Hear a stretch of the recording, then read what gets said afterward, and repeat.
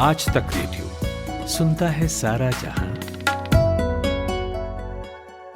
रास्ते में मत आओ, क्योंकि ये जो रथ है लोक रथ है, जनता का रथ है, जो सोमनाथ से चला है और जिसने मन में संकल्प किया हुआ है कि 30 अक्टूबर को वहां पर पहुंच करके कार सेवा करेंगे और मंदिर वहीं बनाएंगे, उसको कौन रोकेगा?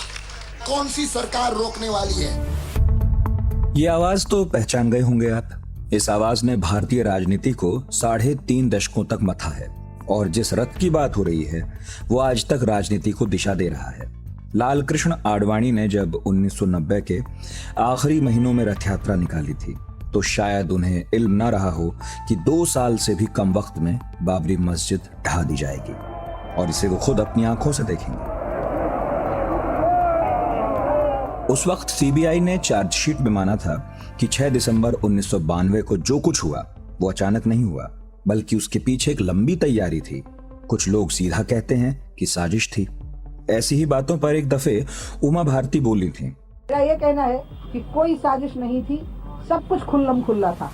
साजिश तो तब होगी जब मन में कुछ और हो, बाहर कुछ और हो। मेरे तो मन में वही था, वही मेरे वचन में था, वही मेरे कर्म में था। मेरे मन वचन कर्म एक थे, कोई कंस्पिरेसी नहीं थी। मैं पूरे आत्मविश्वास के साथ, पूरे आत्मसम्मान के साथ मैंने राम मंदिर के आंदोलन में भागीदारी करी है। बेशक 30 साल पहले जो कुछ हुआ वो खुल्लम खुल्ला ही हुआ था।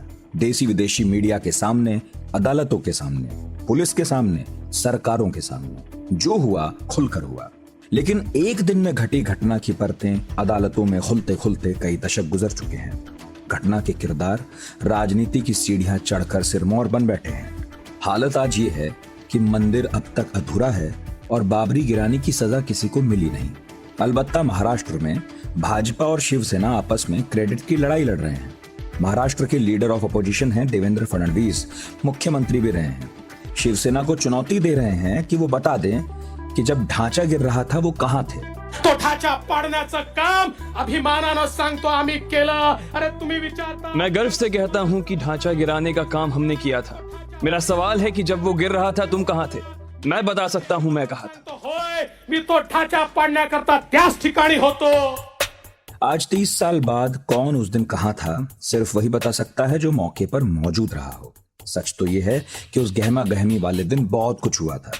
सितंबर 2020 में जब लखनऊ की सीबीआई कोर्ट ने बाबरी विध्वंस केस में 32 आरोपियों को बाइज्जत बरी किया था, तब मैंने बात की थी एक चश्मदीद से। नाम है उनका रामदत्त त्रिपाठी। सीनियर जर्नलिस्ट हैं और जिस वक्त बाबरी वाली घटना हुई तब बीबीसी के लिए कवरेज कर रहे थे। वो न सिर्फ उस दिन बाबरी के सामने खड़े थे, बल्कि कई साल पहले से लेकर बाद तक भी उन्होंने इस मामले के हर पहलू को करीब से देखा। आज पढ़ाकू नितिन में उसी बातचीत का हिस्सा आपके लिए लाया हूं। रामदत्त जी ने जो कुछ अपनी आंखों से देखा उन्हीं से सुनिए। मैं हूं नितिन ठाकुर और ये है पढ़ाकू Nitin. At the stroke of the midnight hour, when the world sleeps, I'm going to make him an offer again with you. सत्ता का खेल तो चलेगा, सरकारें आएंगी जाएंगी, मगर मेरे कमरे में किताबों के सिवा कुछ भी नहीं।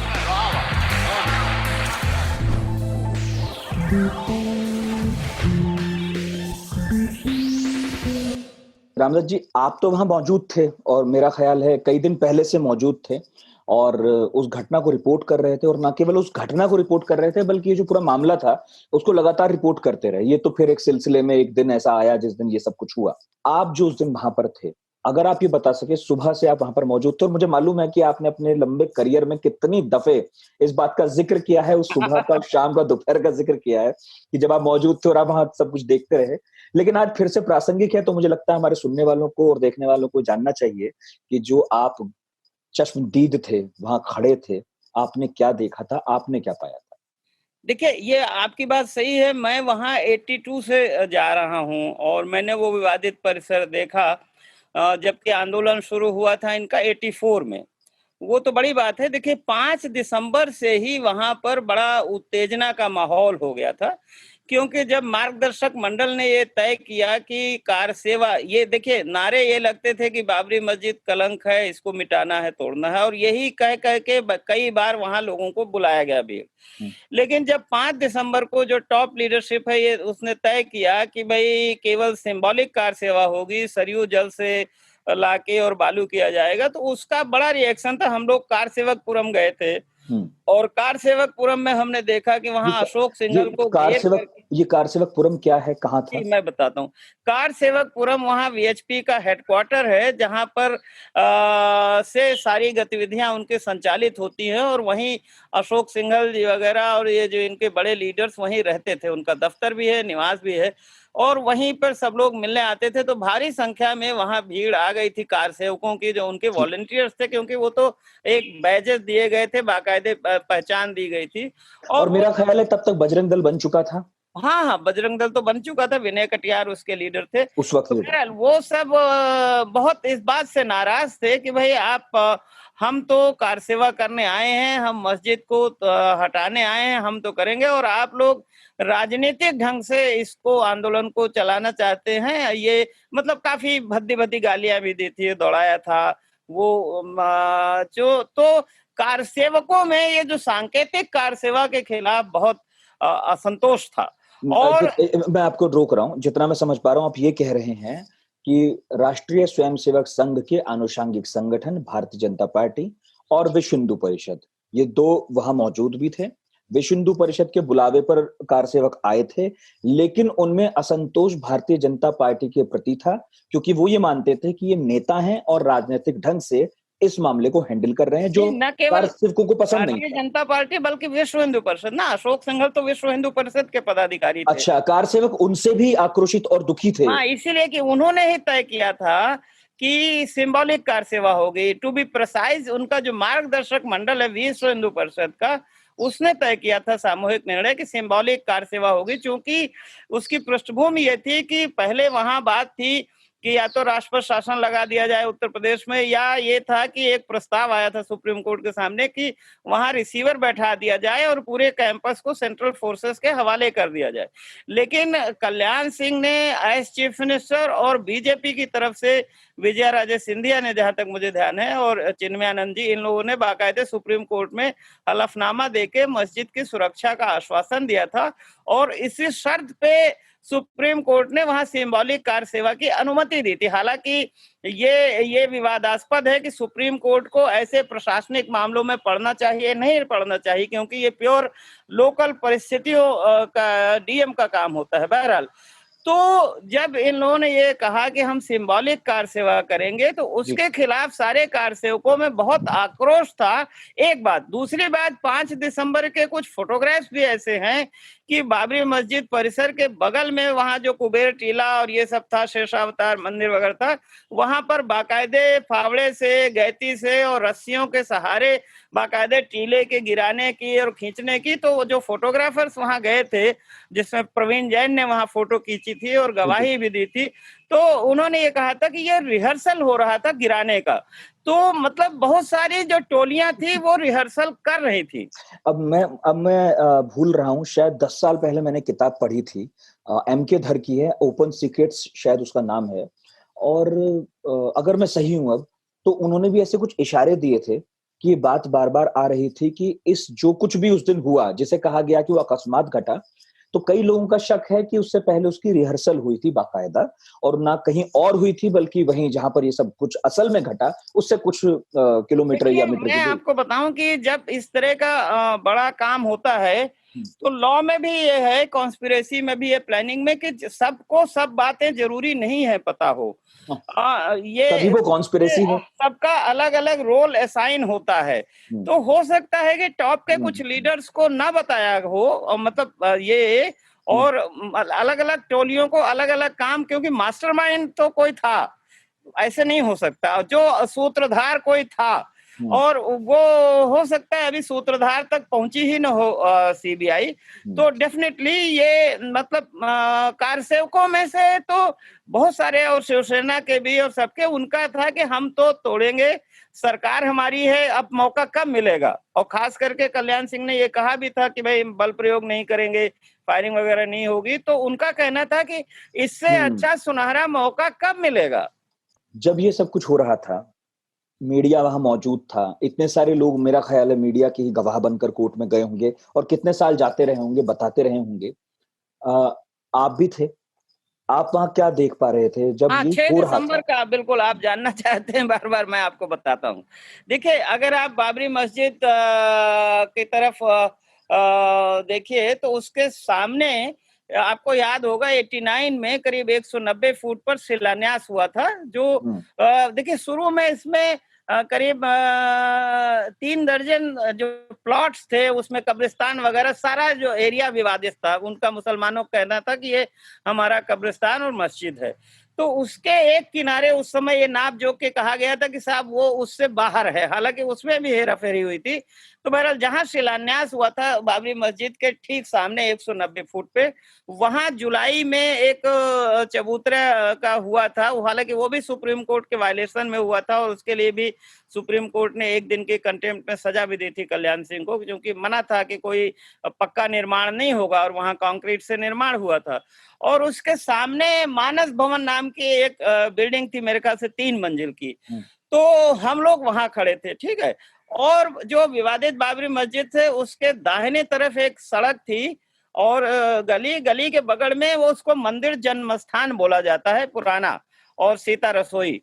तो वहां पर उसके ऊपर जो खुली छत थी वहां पर सारा जो एडमिनिस्ट्रेशन, कमिश्नर, आईजी, डीएम, ये सारे लोग बैठे थे। कुछ पत्रकार भी उधर थे, मानस भवन में थे। और हमारे पीछे बाएं हाथ की तरफ राम कथा कुंज करके एक जगह थी, वहां एक छोटा सा इमारत थी, उसके ऊपर मंच बना था। वहीं पर वहां से भाषण दे रहे थे आडवाणी जी, जोशी जी, अशोक सिंघल और उमा भारती, रितंबरा, ये लोग वहां थे। तो ये सीन था।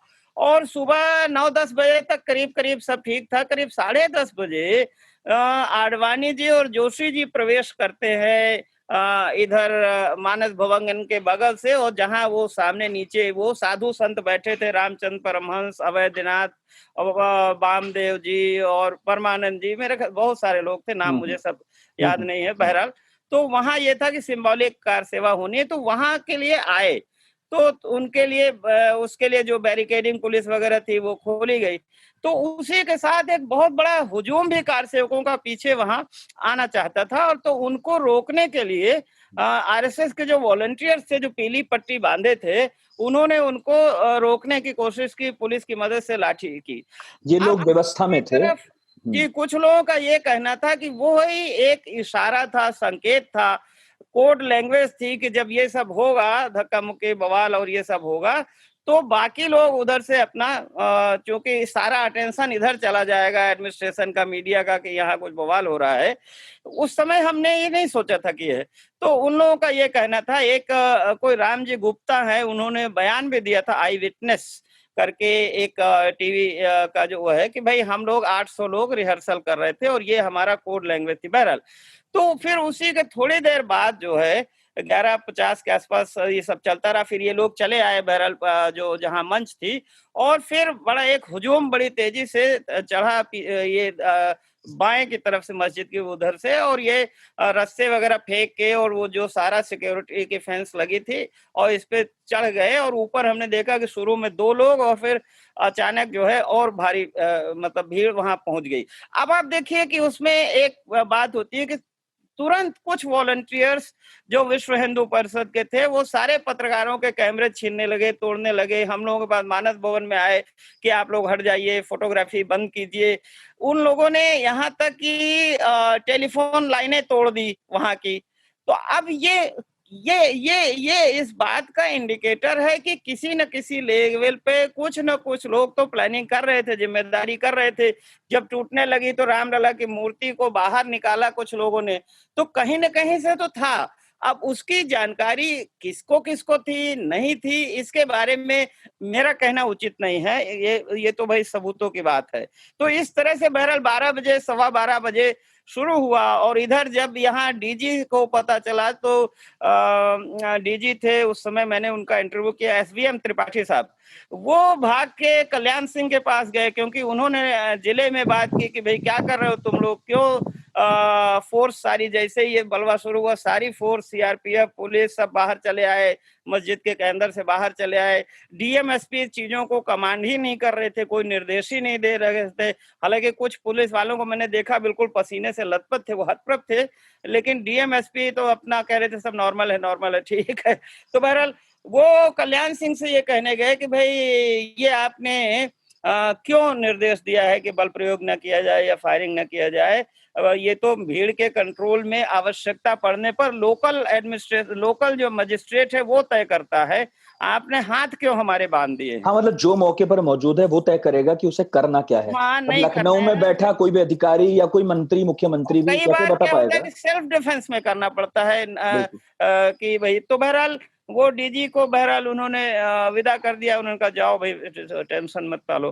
तो बहरहाल एक दिन पहले भी उन्होंने कहा था टेंशन मत पालो। तो अब ये है कि ये सब चल रहा था। मैंने भी उस समय कोशिश किया पता करने की कि भाई लखनऊ में क्या हो रहा है, तो यही पता चला कि साहब अभी आडवाणी जी ने कल्याण सिंह को इस्तीफा देने से रोक दिया है और फिर बाद में उन्होंने शाम को जब मस्जिद का जो मेरे ख्याल से 2 बजे पहला गुंबद गिरा है, क्योंकि हाँ एक चीज और भी है, 1934 में वहां गोकशी को लेके एक दंगा हुआ था बड़ा, और उस दंगे में हिंदुओं ने गाय कटने के विरोध में जो हुआ था तो वो मस्जिद को काफी क्षतिग्रस्त कर दिया था, काफी तोड़ दिया था।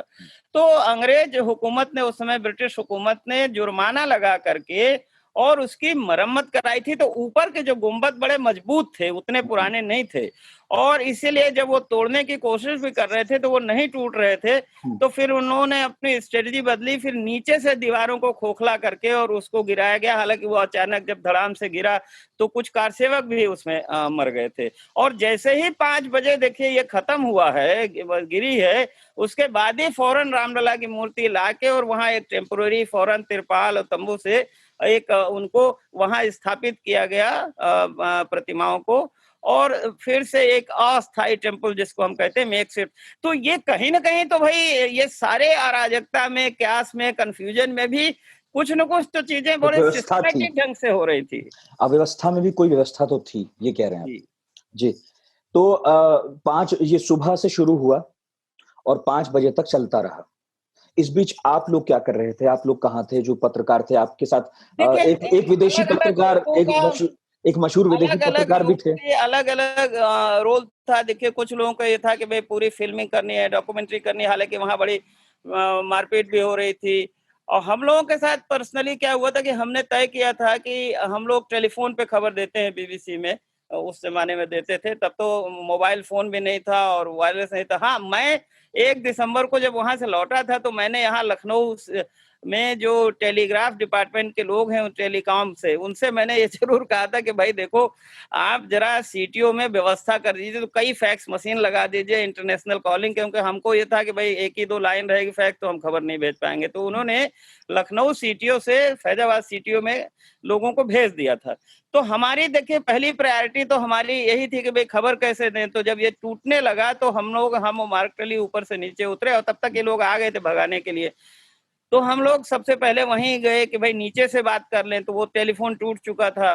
फिर वहां फोन आना था लंदन से। फिर उसके बाद हम लोग अयोध्या तार घर गए, तो वहां भी टेलीफोन सारे कटे हुए थे, टूट गए थे। तो फिर हम लोगों को एक काम हमने किया था, रेकी। हम लोग देखे इस सब में बीबीसी में बहुत ट्रेनिंग दी जाती है, होस्टाइल एनवायरनमेंट में कैसे काम करना, कहीं दंगा हो, फसाद हो, वार जोन हो। हमने जैसे माओवादियों को कवर किया है, तो हर सिचुएशन में कॉन्फ्लिक्ट जोन है तो उसमें आपको किस तरह से रिपोर्टिंग अपनी सेफ्टी रखते हुए, जबकि एक दिन पहले से ही टीवी वालों को और मार्क टुली के नाम पे काफी कार सेवक कई लोगों को मारा पीटा था, ढूंढ भी रहे थे। बहरहाल तो हम लोग दर्शनपुर होते हुए, क्योंकि मालूम था कि ये मेन रोड को अब रोक दिया गया है, नहीं जा पाएंगे, तो हम लोग दर्शनपुर होते हुए पहले सीटीओ फैजाबाद से जाके हम लोग फौरन खबर फाइल की और उसके बाद फिर लौट के आए तो मार्क टुली को पकड़ लिया था कार सेवकों ने, अच्छा। घेर लिया था, उनको किडनैप कर लिया, लेकिन बड़ी मुश्किल से फिर उनको छुड़ाया गया। वहां मार्क टली से क्या दुश्मनी थी?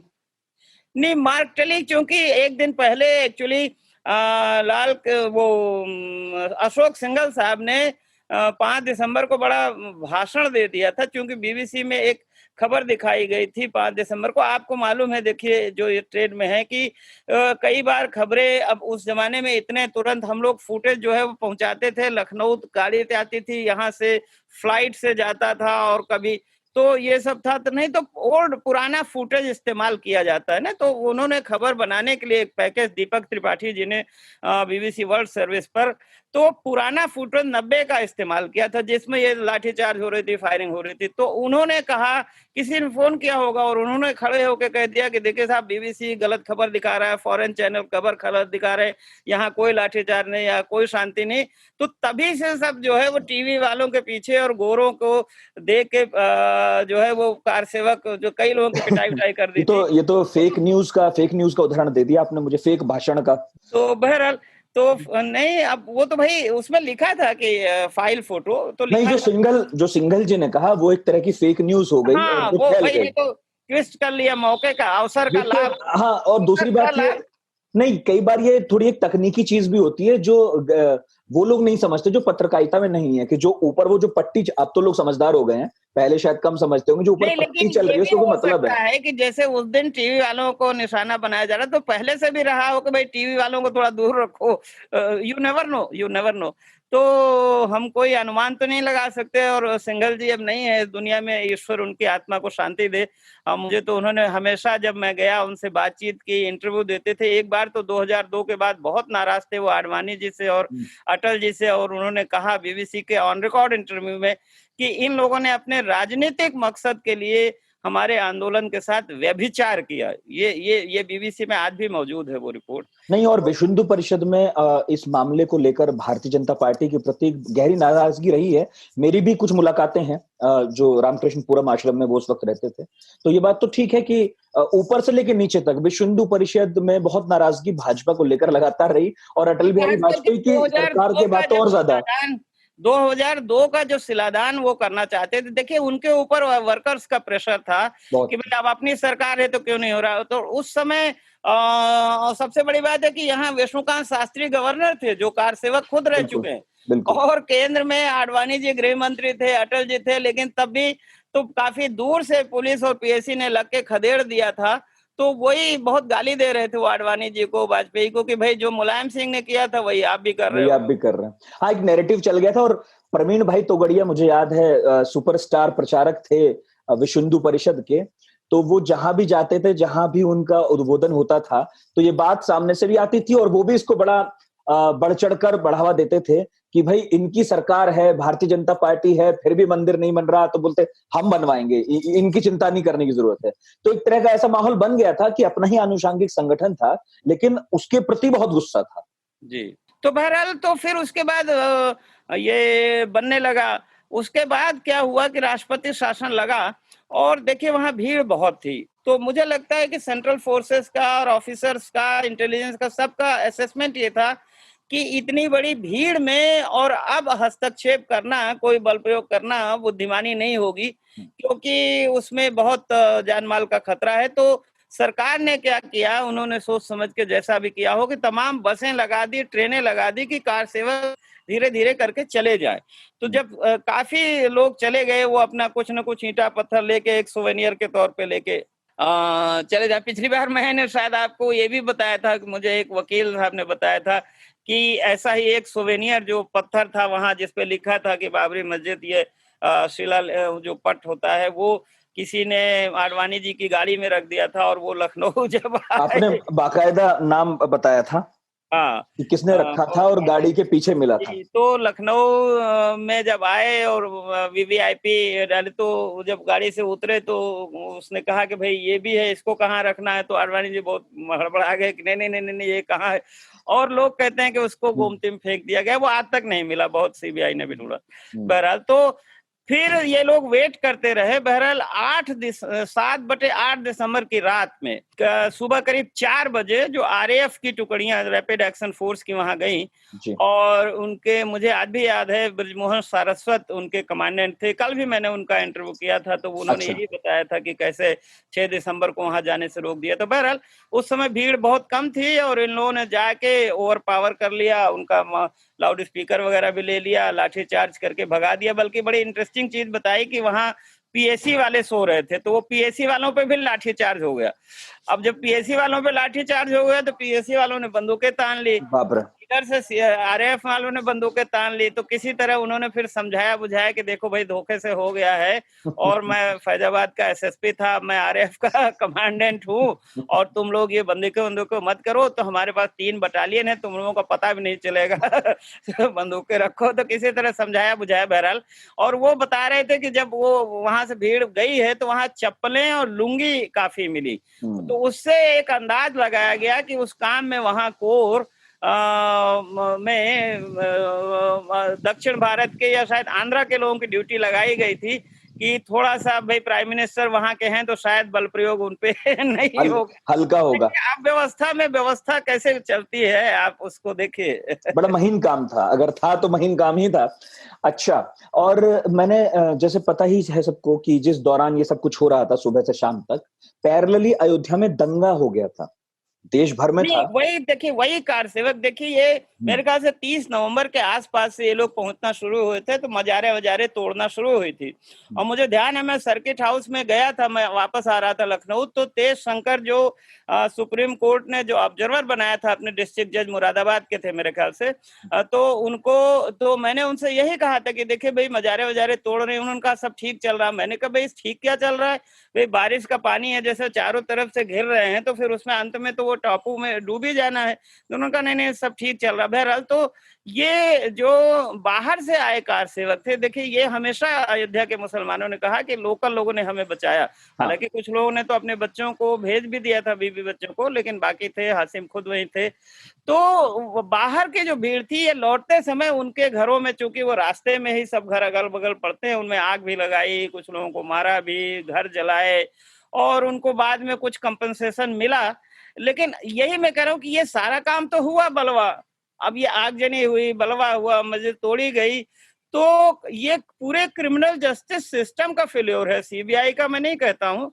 सीबीआई तो उसका एक पार्ट है कि भाई इसीलिए सरकार बनाई गई, इसीलिए हम टैक्स देते हैं कि अगर कोई समाज में गलत काम करता है, और उसको तो पहले दिन तो खुद बीजेपी के बड़े नेताओं ने भी कहा था गलत था, संसद में अटल जी ने कहा था कि भाई ये गलत है और दोषी सजा दी जानी चाहिए, सुप्रीम कोर्ट ने कहा कि भाई ये क्रिमिनल एक्ट है और उसका जो है बाकायदे ट्रायल होना चाहिए। तो पता लगा कि जो भी दोषी हैं, ये बड़ी कमाल की बात है कि बहुत सारे ऐसे नेता जो अदालत के बाहर इस चीज को ओन करते रहे, इस चीज के नाम पर बाद में जिन्होंने पॉलिटिकल गेम लिया और चुनाव जीते, पद संभाले, वो अदालत में जाकर मासूम हो जाते हैं, अदालत में जाकर अपनी निर्दोषिता साबित करते हैं। क्राइम तो एक्सेप्ट करना अलग बात है, किसी में इतना नैतिक साहस भी नहीं था। नैतिक साहस, क्योंकि हम भीड़ बुला के लाए थे, हमने आयोजन किया था। अगर मैं अपने घर पे कोई आयोजन करूं और कोई वहां दंगा फसाद हो जाए तो भाई मेरी तो जिम्मेदारी है ना, कोई बवाल हो जाए।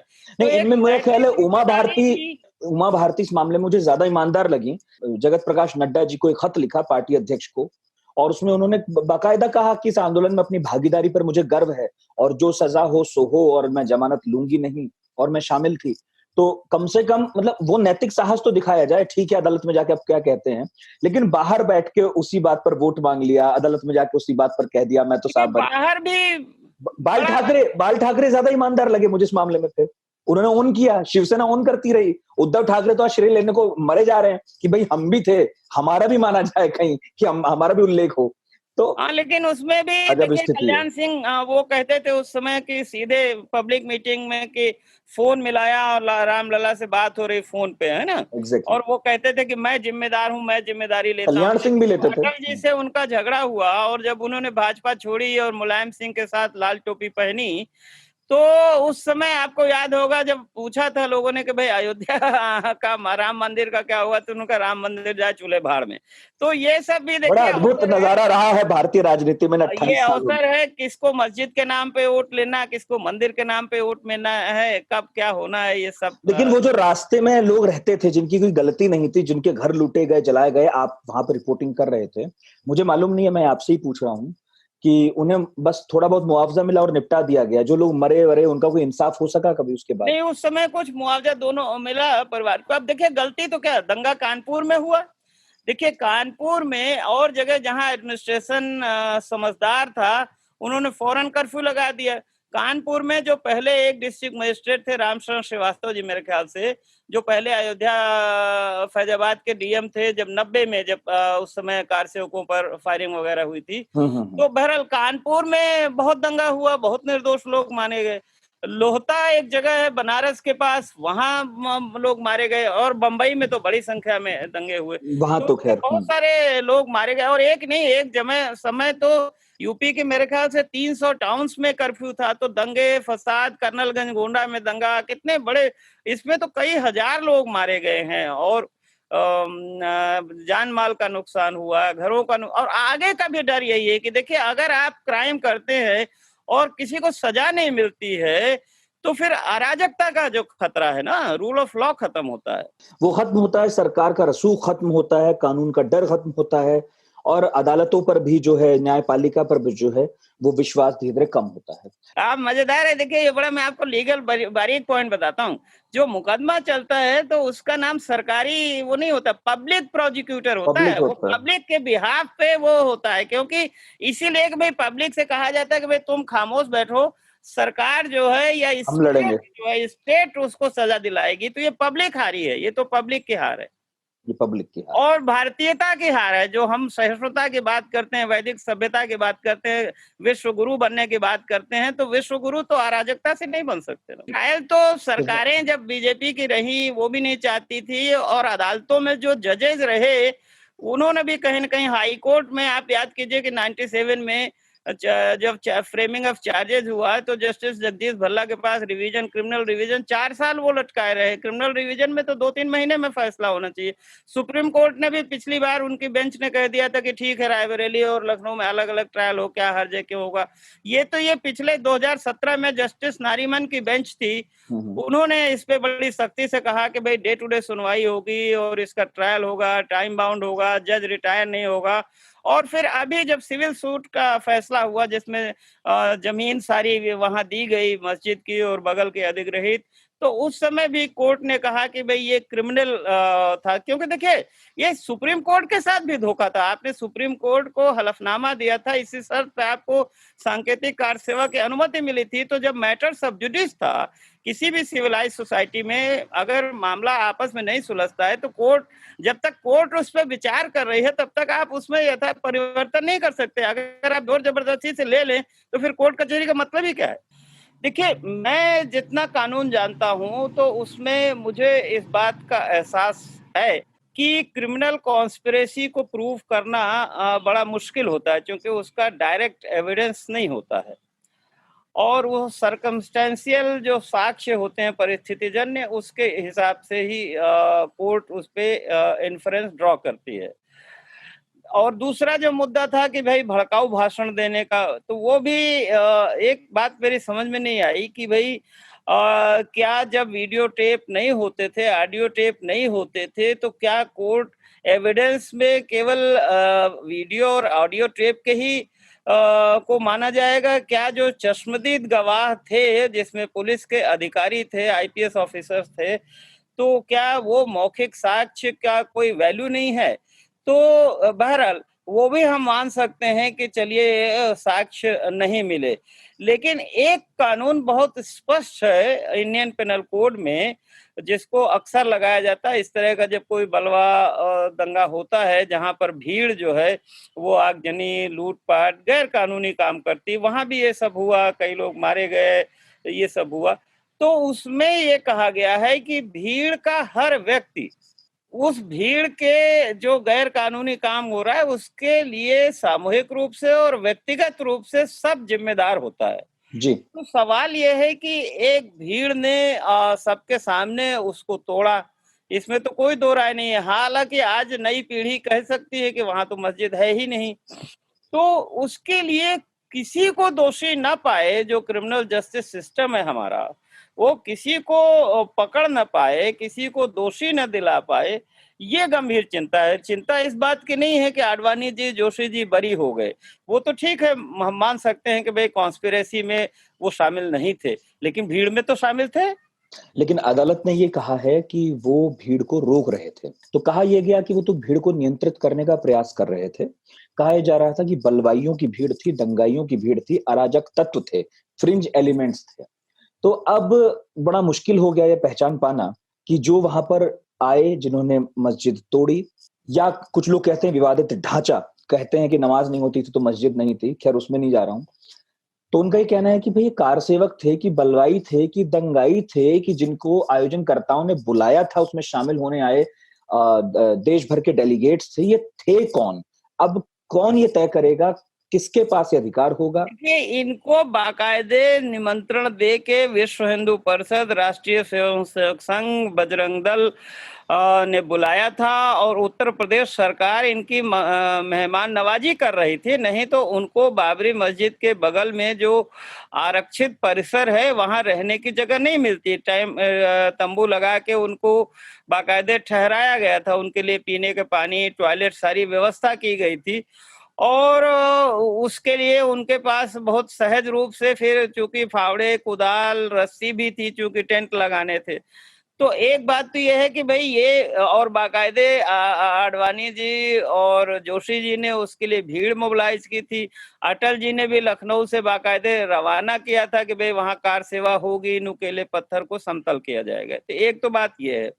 दूसरी बात ये जरूर है कि माइक से कुछ देर तक लोग ये कह रहे थे कि भाई चढ़े आइए, मत चढ़िए, उतर आइए, अपील हो रही थी। लेकिन ये भी सच है कि उमा भारती डॉक्टर जोशी के कंधे पर झूल रही थी खुशी मनाते हुए, और उन्होंने ये भी कहा था कि भाई एक धक्का और दो, बाबरी मस्जिद तोड़ दो। दूसरा, आडवाणी जी के बारे में ये खबरें थी कि भाई उन्होंने कल्याण सिंह से फोन पे बात किया। कल्याण सिंह त्यागपत्र देना चाहते थे तुरंत जब बाबरी मस्जिद का विध्वंस शुरू हुआ, तो उन्होंने रोका उनको कि भाई आप त्याग मत दीजिए, इसको पूरा हो जाने दीजिए। और दूसरी बात, आडवाणी जी ने ये भी कहा कार सेवकों को कि आप जो है ये सड़क जो फैजाबाद और अयोध्या के बीच की है, इसको रोक दीजिए, जाम कर दीजिए। तो वहां टायर वायर जला के और सब उसको जाम कर दिया गया, क्योंकि आपको ध्यान होगा कि कल्याण सिंह की सरकार ने जो सेंट्रल फोर्सेस हैं उनको अयोध्या में कहीं रहने की जगह नहीं दी थी, तो उनको फैजाबाद की छावनी में, जो सैनिक छावनी में वो रुके थे। और जब रैपिड एक्शन फोर्स वहां से चली भी 1:30 बजे, पहले तो देखिए कोई भी आर्मी या सेंट्रल फोर्स हमेशा जो लोकल एडमिनिस्ट्रेशन होता है, डीएम, उसके डिस्पोजल पे होती है, वो जब चाहे जैसा इस्तेमाल करता है। तो पहले तो उसका इस्तेमाल नहीं होने दिया गया।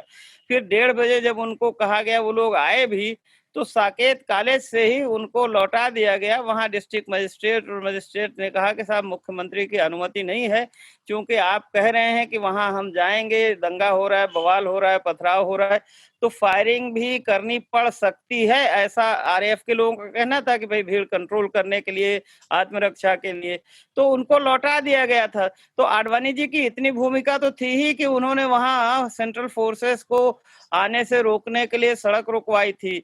बहुत बहुत शुक्रिया रामदत्त जी, एक बार फिर आपसे बात करके अच्छा लगा। एक बार फिर उस दिन को जिया, उस दिन के बारे में आपने जो ब्यौरा रखा वो बिल्कुल आंखों के सामने तैर जाता है। हम लोग तो बड़े छोटे थे, हमें तो वो याद है नहीं उस तरह से, सिर्फ खबरें पढ़ी, कतरने देखी या फिर आसपास उन बातों का जिक्र सुना। लेकिन अब जाकर हमारे सामने फैसले हो रहे हैं, तो एक तो यही बहुत अजीब सा लगता है इस सिस्टम में कि जब हम अबोध थे, बहुत छोटे से थे, चलना फिरना सीख रहे होंगे, तब कोई घटना घटती है, और आज जब हम खुद मतलब अब क्या कहूं, जवान है कि जवानी खत्म होने की तरफ है, तब फैसले आ रहे हैं, तो बड़ा अजीब हो जाता है। और ये तो जाहिर है, जब इतना लंबा एक प्रोसेस चलता है तो कितने गवाह होते हैं जो फिर अपनी गवाही पर नहीं टिकते, कितने सबूत हैं जो धीरे धीरे जिनका क्षरण हो जाता है, जो नहीं मिलते जिस तरह से पहले मौजूद रहे। आपका बहुत बहुत शुक्रिया, और इस चर्चा को सुनने के लिए आप सभी का भी बहुत बहुत शुक्रिया। आज तक रेडियो से जुड़े रहिए। नितिन ठाकुर मेरा नाम है, रामदत्त त्रिपाठी हमारे साथ थे, बहुत बहुत शुक्रिया।